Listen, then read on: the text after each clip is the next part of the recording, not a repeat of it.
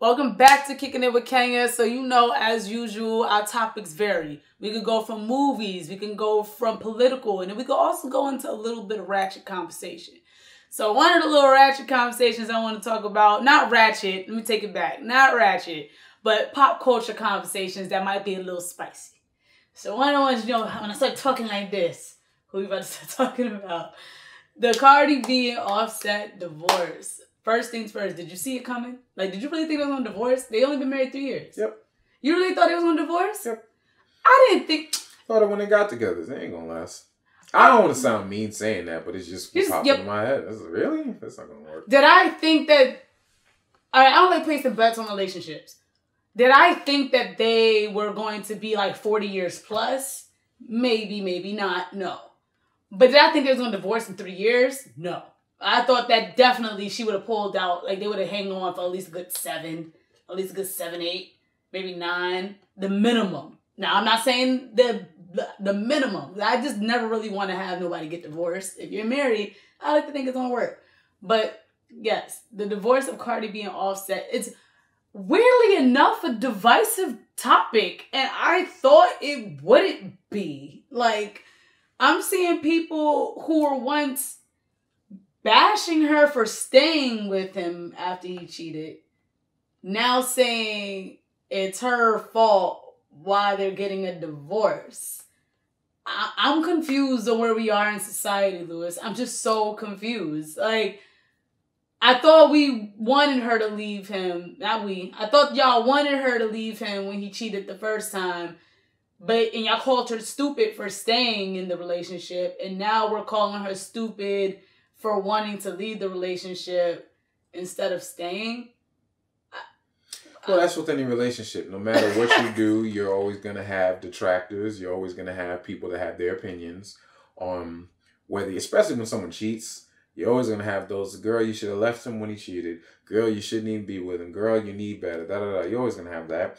And then you're always going to have those, well, people deserve a second chance. You have a kid together. You got to make it work for the kid. So no matter what you do, you're always going to have the right. You're always going to have the wrong in certain people's eyes. So you, as with any relationship, should do what makes you happy. If you are happy staying, then stay. If you are not happy, then leave. But it's like the memes I'm seeing, like they're like, oh, what's one of the memes that I saw? It was like, oh, I bet you Cardi B is questioning that WAP that she has. Yeah, I get that. All that. I'm just like, wait, all right, that argument would be valid had he left her. But she's divorcing him, so clearly the WAP must have No, the argument is valid to them because he cheated. Oh. So it's like, so how all that WAP's not really helping you keep your man.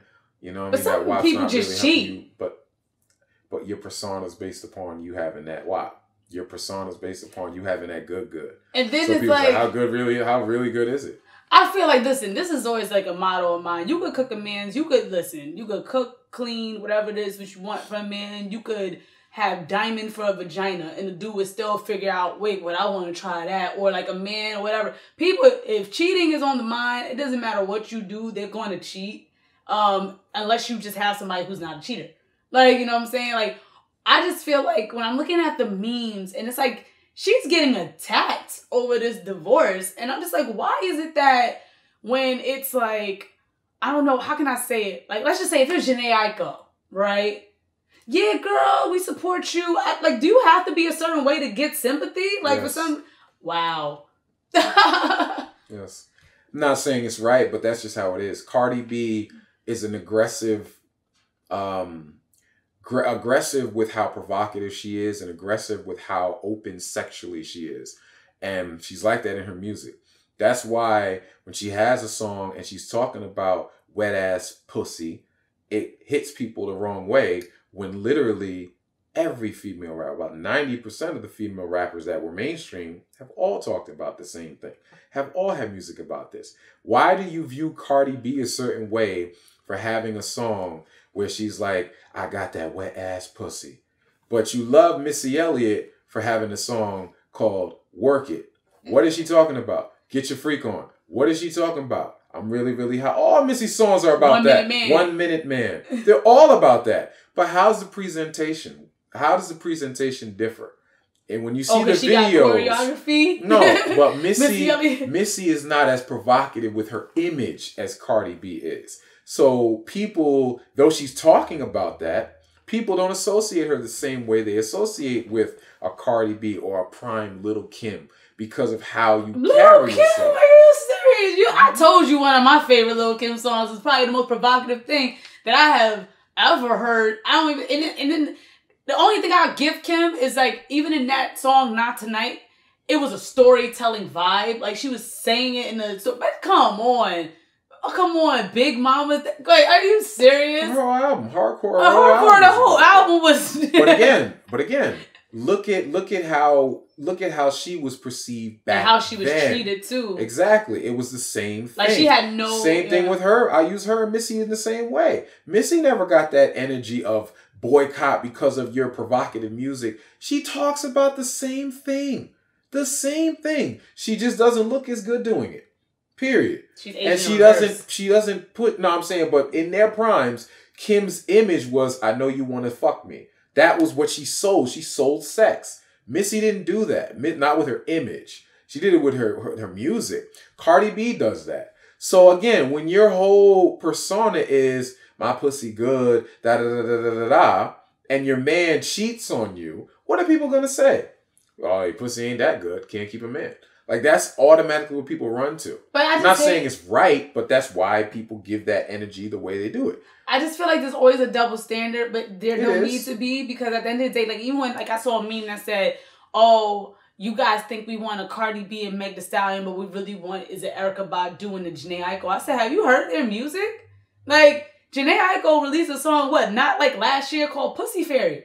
Like, literally, are you serious?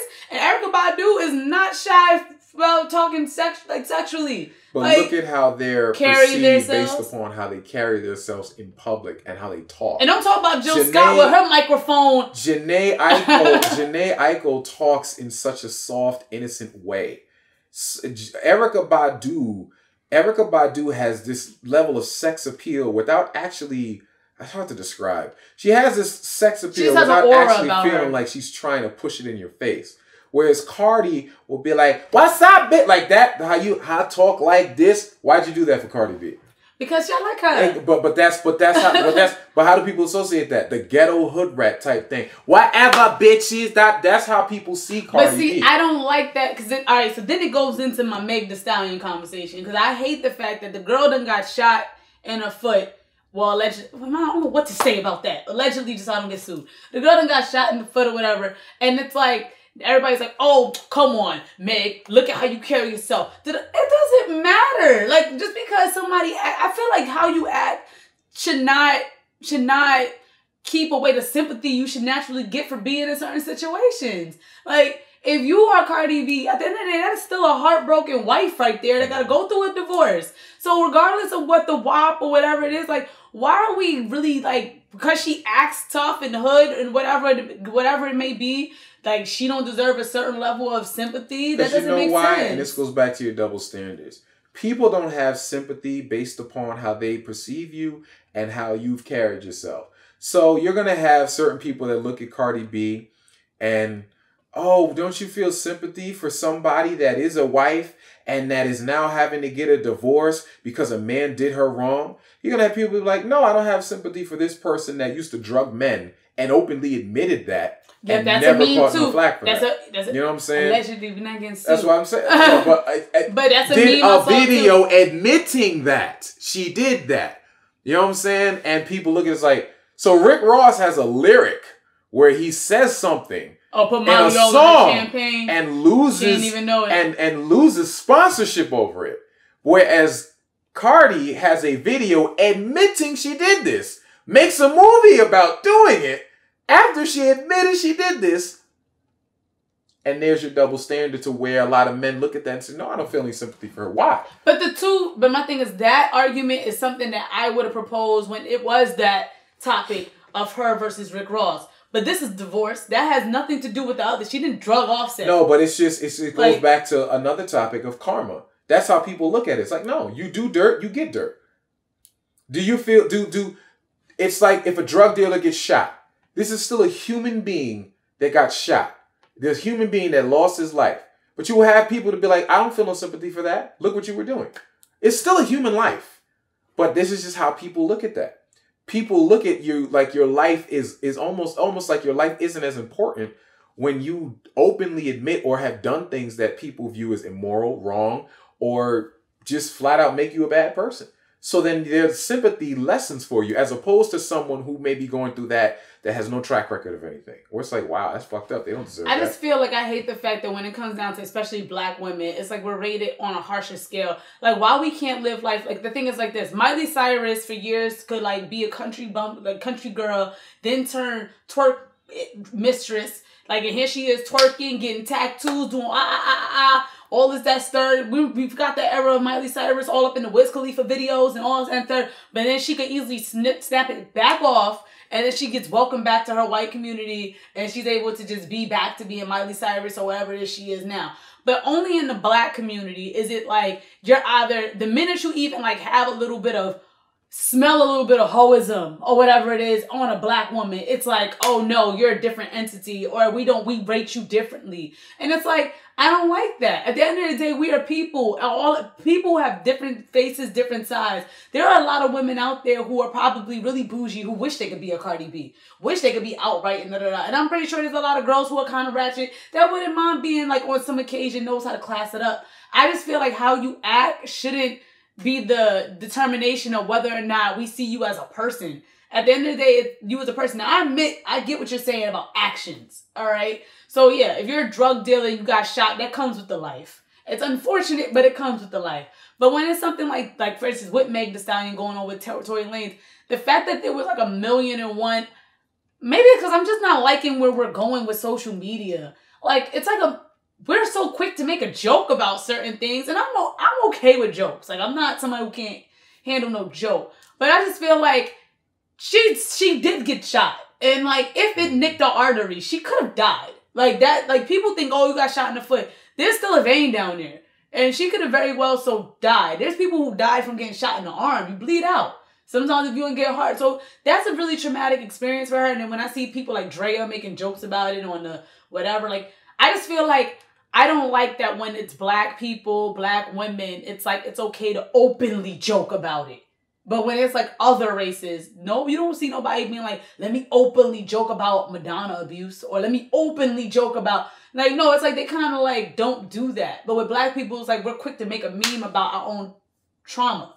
And sometimes, like, I play devil's advocate. I feel like us as people, we're in so much pain sometimes that we feel like we have to laugh at things in order to get through. And I just also feel like there's not a lot of time allotted for us to really feel sad. I'm sure like Meg probably was in a moment where she felt really like vulnerable, probably very scared. Like, you're getting shot and not something you recover from right away. But it's like you're forced to recover from it right away because as a black woman, you don't get that time. Just like with Cardi B, it's like she has to do interviews and stuff like that about her divorce with Offset when she don't have to say a damn thing. But for some reason, when you're black, or especially a black woman, it's like you gotta do damage control before you can even like check your feelings or emotions. And I just feel like through a divorce, any other race I have seen in the media, they're allowed that time to not speak. They're allowed that time to like, even how different platforms handle divorces, like the way you handle court cases, how they handle celebrities. Like, if it's a high profile white celebrity, like when Jennifer Aniston was going through that thing with Brad Pitt, yes, it was talked about, it was, but it's like the language used around it was a little bit more sensitive versus like with Cardi. Look at how people depict Jennifer Aniston based upon how they depict Cardi B. Look at the difference. Look at how Jennifer Aniston carries herself. You don't really hear nothing about Jennifer Aniston outside of that. And the movie, that plays a part in how people look at you because it's their only opinion of you. But even like with Miley Cyrus' divorce, let's think about that. Like when she went through all her ratchetness. And we're not going to act like Miley Cyrus didn't get hated on, or quote unquote, by the black community. Culture vulture, all the stuff. No, like, we did the culture vulture stuff. But what else do you have to go by? But I'm just saying, there was a lot of white media who did not castrate her. They thought what she was doing was very fresh, very urban, very da-da-da-da-da-da. And that I agree with you on. Yes, you'll get that. But from the black people, it's that same energy. keep it a buck with you. Sometimes it's even harsher against white people when they're coming into what we look at as a black platform. Look at Iggy Azalea. They got her up out of here quick. You know why? Because we ain't buy the image. We didn't buy the image. You're an Australian chick and you're trying to sound like you're from Atlanta, and people didn't like that. You know what I'm saying? So people get out of here. Miley Cyrus got that same energy when it came to a lot of black people. Even to this day, they still get that same energy. And she got that same energy from white people because she started off as something else different when she was even younger than that. So Madonna gets cracked on by everybody. I've seen that. She get cracked on, but she don't ever really. Come on. Gaga gets hell from everybody too. You know what I'm saying? Like even beyond. But there's still Gaga's still considered an icon because Gaga embraces that. Gaga and at the end of the day, Gaga still makes great music for her fan base. So she will always be relevant. We can't sit here and act like black people don't have that too. We can't sit here and act like Michael Jackson didn't go through what he's going through and he's looked at as the GOAT in many people. R. Kelly to this day has defenders. You being one of them. The man's in jail right now and people talk about, yo, get a camera in jail so we can do verses with him. Hold up. No, let's clear this up. I ain't never say the man ain't did it. I didn't defend him for that. You just always say whether or not, like, is he a great artist? Listen, it's the music, bro. So, and that's how people feel with Gaga. But I never said he didn't do that shit. I never said that. But again, and I never said get a camera in jail. Again. We're talking about, you said how they're depicted. You said got great artists. And we're only talking about how they're depicted. You said he did it. Was you there? Were you there? Did you see him do it? Did you see any of these people? No. So what are you going by? The stories that you hear. That's what we do if we don't know you. Because it's all we have to go by. We were not there. We were not present. We did not witness it. All we keep hearing is stories. We hear a lot of these stories. Just like the Tory Lanez and Megan Thee Stallion. It's just stories until we actually get to a court date. Pretty much. Now, I'm not saying it's right that we use these as jokes. Like making jokes about Meg Thee Stallion getting shot, making jokes about anybody getting divorced. I'm not saying that that's right, but that is something that we do even in our own families. We do. When someone's a fuck up, we crack on them. Someone gains weight, we crack on them. Someone loses weight, we crack on. That's what black people do. Yeah. It is. That's always been a thing. So that's nothing new. So when it's in media, it's the same thing. It's not. Like I said, I'm not saying the jokes is the wrong thing. What I'm saying is I just feel like when it comes down to like black people emotions, they're not really taken as seriously, or black people trauma. Because we joke about it all the time. Right, that's it. But it's like, dang, like, can we get, like, we should, like, try to, like, exercise some sort of restraint a little bit when it comes to traumatic events. Like, we don't have to be the first ones to make jokes sometimes. Because at the same time, we do joke on our family members, but we are there to support and help. Mm-hmm. Like, we're not just joking on them and just cracking on them and then judging them. Like, not with every family member. We're not just like, oh, you know, well, it had you did this and da-da-da-da. No, at the same time, we could joke and then we'll still be right there at the rehab center. We can joke and we'll still send you commissary. We can joke and still be at your court date. We could joke and still be supportive. I just feel like I'm lacking that. Like, the joking and people support. Joke on Meg Thee Stallion and they still support her music. Yeah, a lot of people still joke on Cardi support B, but will still sing the WAP. People will do the same thing with their artists. Comedians tore Michael Jackson a new asshole in their stand-up sketches. Call him the GOAT. But they'll still ride. It doesn't mean they're not a fan of him. It's material and it's funny. And it's something that we could all relate to because it's how we may view it. R. Kelly, the same thing. People tear him a new asshole. Step in the Name of Love. Come on at their wedding. They stepping. Maybe I'm just like somebody that... Oh, yeah, no. Because I'm not going to lie. Like, a few weeks back, somebody played R. Kelly, Happy People. Mm-hmm. And, like, unintentionally, everybody just started dancing. But anyway... Mm-hmm. I say all this to say because I just feel like when it comes down to... I just don't like that when it comes down to the black person... and black women. The only reason I keep saying black person, black women, because I don't want to make it seem like it's just a woman thing, because I think men go through it too. But I just hate that it's like, the minute you're looked at one way, you're forever looked at that way. Mm-hmm. Like, the minute you are ratchet, you are ratchet. The minute you are ghetto, you are ghetto. And what the hell is ghetto? Because I know plenty of people who are ghetto who probably could out-argue anybody in a conversation, and they're very knowledgeable. But because they don't act a certain cookie-cutter way, all of a sudden it's like we put them in this box where they no longer get the sympathy or the the empathy that they deserve in certain situations. And I only see that only with Black people. Like, the minute you are an image, it's like that, like, even till this day, the fact that Jay-Z is a mogul, but in the media, some people will still slip in. Well, when he started selling crack, it's like, why are we still talking about it? Like, I get that that's what he did, but it's like, that was so many years back, but it's like they always want to slip in, he sold crack. It's like they always want to slip in, but they don't want to talk about why he sold the crack, the environment he was in, the fact that there's a financial gap that makes Black men have to do certain things to get around and get ahead. They never want to talk about things like that disenfranchised us, but they always want to be like, he sold crack. They always want to slip in the crack. Just like when it's like even Rihanna, to this day, Fenty Beauty, she's a beauty mogul. She is by far, like, she is doing the damn thing. Always want to slip in Chris Brown abuse. She cannot escape that. And she was the victim. Like, how is it that... She benefited off that. Right, but I'm sure I'm sure no woman wants to really go through that, though. That's embarrassing. But it's like, the fact that she's done so much in her career, so much. Like, she is the HBIC in this beauty industry. And they always slip into abuse from 2009 or 8. Like, why do we want to sprinkle in something with Black people? Like, why can't we just let that die? Like, let's move forward. Like, yes, he sold crack. Let's let it go. Yes, she got abused. Like, can we stop bringing that up? I'm sure that still triggers her a little bit. And her and Chris, I'm sure, are good places right now. Even though, well, Chris, he did aggressive amount of things sometimes, allegedly. But I'm just saying, like, Black people are the only people I know who can't stumble and not let it be forgotten. For some reason. It's like, I just don't like that. But I get the jokes. I'm not mad at it. But sometimes I wish we gave us some more grace and let people be and grow and develop. Or maybe the media gives us more grace and sees us as flawed beings. Like, we give the leniency to white or Spanish people a lot of the time. Like, I just feel like it's a double standard in that media sometimes. We're rated really harsh. I don't disagree with that. Yeah. But you let us know what we think. I know it started off as an Offset Cardi B divorce topic, but when we get heated, it goes into multiple avenues. So let us know what you think about this conversation or what you would like us to spend more time on. Until next time, make sure you like, subscribe, follow, comment, share. Until next time, peace.